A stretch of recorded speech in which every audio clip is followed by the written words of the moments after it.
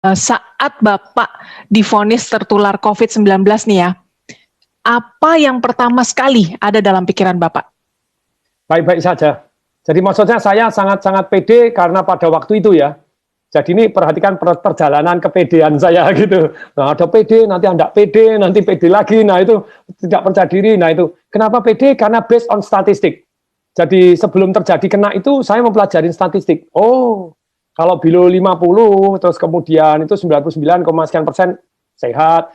Apalagi kalau istilahnya tidak ada penyakit bawaan begitu ya. Saya kan tidak ada penyakit bawaan. Begitu kurang minum, saya mulai begitu saya menggigil saya ngebel lagi. Harus air hangat. Nah ini. Jadi kalau saya ditanya, pertanyaan saya begini, ini ilmiah, tabayun boleh buka ayo data ilmiah. Kalau obat belum tentu, masih di dalam riset. VCO masih belum tentu. Minyak kayu putih katanya masih belum tentu semuanya. Tapi pertanyaan saya, obat ada efek negatifnya? Ada macam-macam. Ada. Tapi kalau air putih ada efek negatifnya? Ada kalau terlalu banyak. Nah sekarang gini, berapa saya tanya sama teman-teman, berapa ukuran air putih? 8 gelas. Salah 8 gelas loki atau 8 gelas 1 liter. Yang benar tuh sesuai dengan berat badan. Kok Anda beratnya 100 kilo, binaraga minumnya 8 gelas loki ya salah. Pak ya 250 cc tetap kurang. 100 kilo, 8 gelas, 250 cc tetap kurang. Baca buku itu di Dr. F. Beckman Hellick itu jadi dia ngomong begini, bahwa manusia itu butuh air. Air berapa? Minimal 30 cc per kilogram berat badan. Saya misalnya bobot 80 kilo dengan tinggi 183. Bukan 8 gelas, yang benar 2,4 liter, 30 cc kali kilogram per berat badan. Pertanyaan saya, betul nggak kalau kurang air, ayo para dokter, para ilmuwan, kalau kurang air 4% Anda lemes, kurang 7% Anda sakit. Ayo mari kita buka, cari data, cari buku boleh. Kurang 20% Anda mati. Dalam hidup ini semua boleh kurang 20%. Mati, Anda kurang 20% apapun boleh, kurang protein, kurang kalsium, kurang oksigen 20% Anda masih hidup. Tapi kurang air 20%, you die.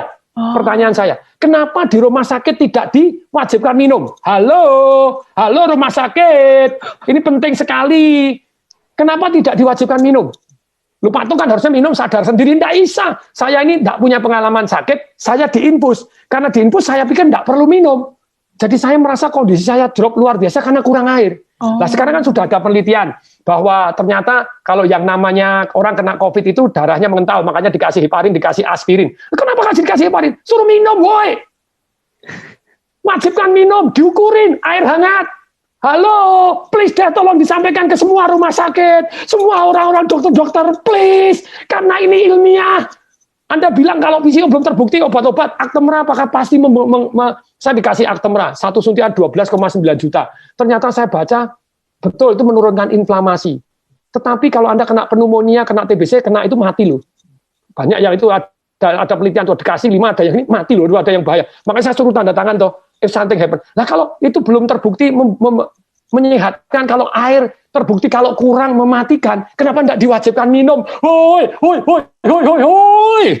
Sorry, saya sangat-sangat emosional karena saya ngerasain tidak bisa bernapas seperti apa.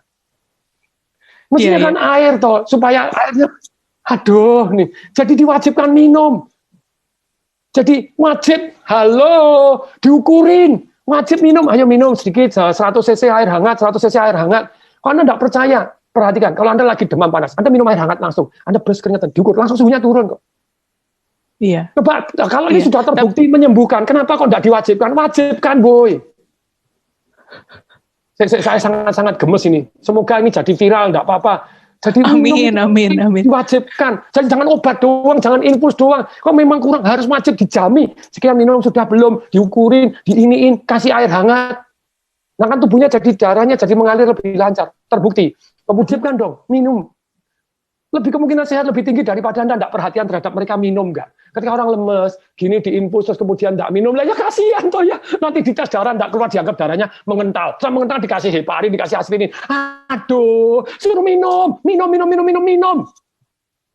Minum air putih hangat ya. Air putih hangat itu yang paling penting ya, Pak Atung ya. Dan ukurannya 30 cc per kilogram berat badan. Karena tadi kalau air terbukti penting, kenapa tidak diwajibkan minum air? Pernapasan penting, kenapa tidak diwajibkan? Jadi jangan hanya obat boleh, please deh. Sejauh Anda tahu boleh, tapi kalau air terbukti kurang mematikan, kenapa tidak diwajibkan minum air? Air hangat, hoi. Kalau air sudah terbukti gini, ya harus kasih deh. VCO sambil jalan, kenapa enggak? Itu Pak, itu masih mitos, belum terbukti. Loh, kalau belum terbukti, obat Anda apakah sudah pasti terbukti? Kalau obat sama-sama belum terbukti, ini efeknya lebih ringan. Dan kalau Anda percaya enggak, kalau Anda yang sakit, saya enggak memujikan Anda sakit, siapapun Anda yang sakit, apapun dilakukan loh. Suruh minum obat ini, nanti kalau kemungkinan mati ya daripada ini ya, mati kesubuhan ya apa ya, suruh apa ini. Lah kalau VCO kan baik-baik gitu ya, kenapa enggak gitu loh. Jadi ada penelitian bahwa ternyata orang yang gembira itu megahertznya tinggi, orang yang marah megahertznya rendah, dan orang yang megahertznya rendah kena sakit macam-macam. Jadi itu dokter penelitian, jadi orang-orang ternyata yang sakit itu gelombangnya beda dengan orang yang sehat. Nah kalau orangnya supaya gelombangnya naik, nah itu ada perasaan bersyukur, penuh harapan, terus kemudian juga nyanyi-nyanyi, itu nyanyinya tentu saja nyanyi yang gembira, nyanyi yang sedih-sedih gitu. Terus kemudian ketawa tanpa sebab. Sekarang hati yang gembira, boleh kok, ayo tabayun kepada saya buka-bukaan data gitu ya. Kenapa nggak diwajibkan? Yo, kenapa nggak diwajibkan kalau ternyata secara ilmiah terbukti bahwa menaikkan imun sistem dan megahertznya tinggi, energinya tinggi, kenapa diwajibkan? Nyanyi bareng, ayo nyanyi walaupun pakai masker, nyanyi, nonton video lawak, itu diwajibkan. Kan itu cost nothing. Kalau diperkenankan Tuhannya. Misalnya saya diperkenankan kasih saya panjang umur dan sembuh dari penyakit ini. Tapi kalau saya harus diambil, izinkan ya, diambil dengan gembira. Harus protokol kesehatan. Ya, iya. Itu dari saya. Iya. Baik Pak Tung, terima kasih banget Pak sudah mau sharing sama Tagar TV. Sehat terus Bapak, dan semoga kisah ini bisa memotivasi mereka yang sedang berjuang melawan corona ya Pak ya. Ya. Salam dahsyat. Salam dahsyat.